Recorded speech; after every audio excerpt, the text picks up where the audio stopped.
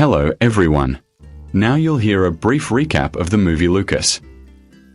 Lucas works as a bouncer in a Belgian nightclub. Most of the time, he just keeps an eye on things from above and occasionally comes down to break up fights or escort an overly drunk girl off the dance floor. He returns home at dawn, makes breakfast for his 8-year-old daughter Sarah, and then walks her to school. Money is tight. He can barely afford tuition, let alone school supplies. At home, he keeps himself in shape, constantly working out on a punching bag in the basement. During one of his shifts, Lucas sees a man assaulting a waitress. He escorts the troublemaker to the exit. The man threatens Lucas and tries to attack again but loses his balance, falls, and seriously injures his head. Lucas's partner tells him to go home for now. In the morning, Amar tells Lucas that the police came to the club. Lucas now needs to find a new job. Amar offers him a position at a strip club. Our hero arrives before opening time, but 5 tough guys are already gathered in the basement. They have to fight for the job. Whoever beats the rest gets hired. The others quickly realize Lucas is a serious opponent, so they start attacking him in pairs. At one point, Lucas is knocked out. Lying on the floor, he watches as a huge guy brutally takes down the others. Pulling himself together, Lucas gets back on his feet. The big man is already exhausted from chasing the old guy around the basement. Lucas starts kicking him hard in the body, and when the brute falls, he applies a chokehold. Eventually, the man passes out. Lucas is the only one left standing. The newcomer proves his worth and gets the job. Sarah worries about her dad. Still, the beaten-up man finally manages to pay for her school. But as he leaves, police officers are waiting for him. They take Lucas to the station. Maxim tells him he assaulted the son of a European Union official.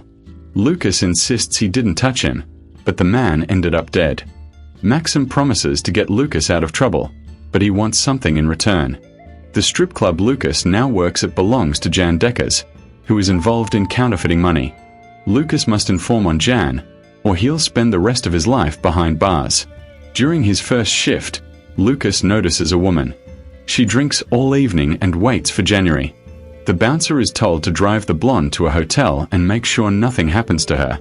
In the lobby, she kicks off her shoes and tells him to finally leave her alone. After work, Lucas is ordered to get into a car with January. The club manager immediately presses a knife to his throat. They want to know who Lucas really is. There's only one number saved in his phone. Lucas admits that he used to work as a bodyguard in South Africa, but after his wife was killed, he returned to Belgium. Jan decided to take Lucas along so he could get used to things. He met with a middleman and learned that the Dutch didn't want to deal with him. Jan decided he could trust the guard, so he discussed business in front of him. And to make sure Lucas wouldn't get any ideas, he brought up his daughter.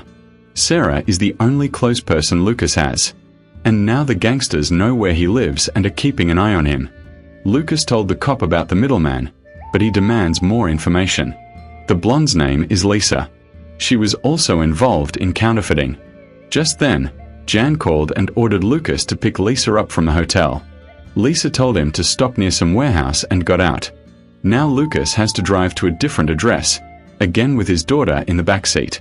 They simply don't give him a chance to take her home. Jan was waiting for the newcomer at a farm. Lucas went inside to pick up some bag from Gert, when he suddenly heard his daughter screaming. Jan had kidnapped her and taken her somewhere. Gert pointed a gun at Lucas, but he easily disarmed him. Lucas now has to take on a dangerous job. Together with Gert, he must kidnap a cook who makes high-quality crack and hand him over to the Dutch. Only then will they agree to cooperate with January. Gert planned to storm the building and shoot everyone, but Lucas had a better idea.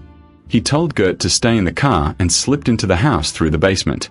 A chained dog didn't scare him. The bouncer moved through the building, searching for the target, trying not to be seen and checking room after room. Finally, Lucas found the lab, pointed a gun at the cook, and knocked out his partner. He led the hostage toward the exit, keeping him in front. The gangsters weren't fazed and opened random fire. The cook tried to run, but Lucas slammed him hard against a wall. Our hero doesn't intend to kill anyone, so he let a man with a shotgun escape. Lucas dragged the target into the car and immediately pointed his gun at Gert again, demanding to know where his daughter was. The blonde from the hotel is watching Sarah. It seems the girl doesn't even realize she's been kidnapped. Lucas completed the job, so they told him where his daughter is being kept. Lucas stopped answering Maxim's calls, so the bald cop showed up at his house. The bouncer refuses to cooperate further because the gangsters are blackmailing him with his daughter.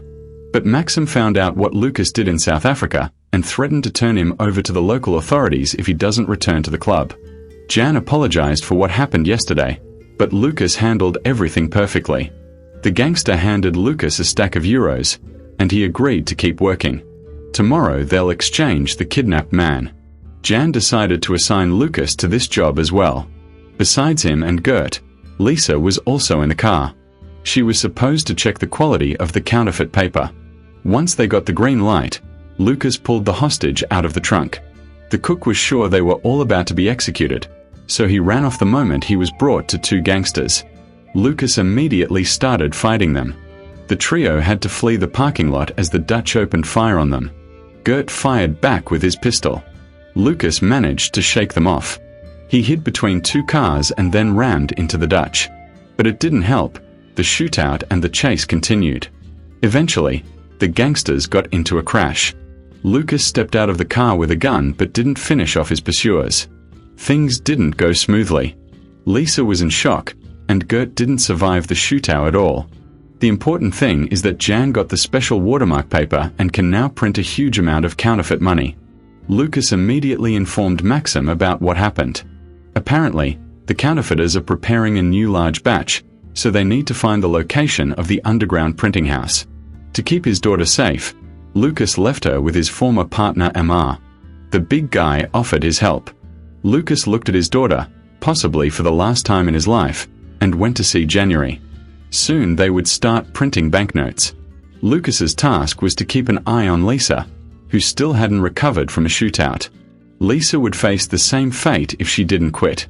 Lucas confessed that his wife had been killed in South Africa. He found the killers and dealt with them very brutally. He drove Lisa to a warehouse where the counterfeit bills were stored. That same day, Lisa was arrested. The police also got information about the warehouse, but there was nothing there. Nevertheless, Jan urgently needed to print a large batch. Lisa could help them get close to him, so she would be released. Lisa lashed out at the bouncer, calling him a damn snitch. This worn-out guy had sacrificed her for the sake of his family. But did she really want to end up like Gert?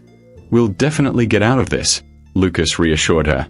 Jan was waiting for the bouncer at his house. The cops were getting too close, but the money still had to be printed.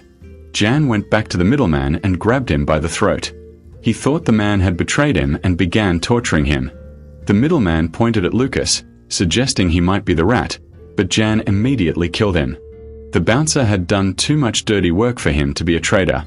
Lucas called his daughter and lied, saying he had to leave for a long time.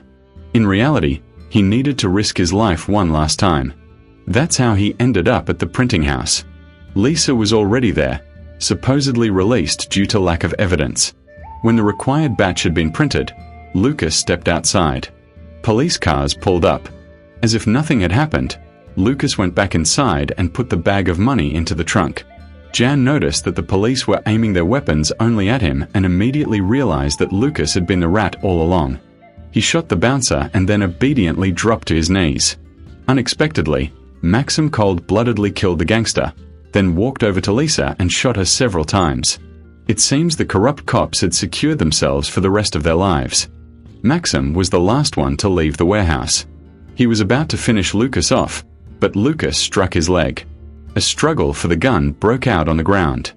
Maxim called his men for help, but Lucas had already reached him. Lucas beat the bastard to death and then pretended to be dead again. When Maxim's buddies arrived, he shot them as well. The last driver tried to escape, but Lucas took him out too. The man returned to the warehouse and looked at Lisa. It turned out he had set her up and doomed her to die. Lucas struggled to get behind the wheel. He had lost too much blood. He looked at a photo of his family and called his daughter one last time.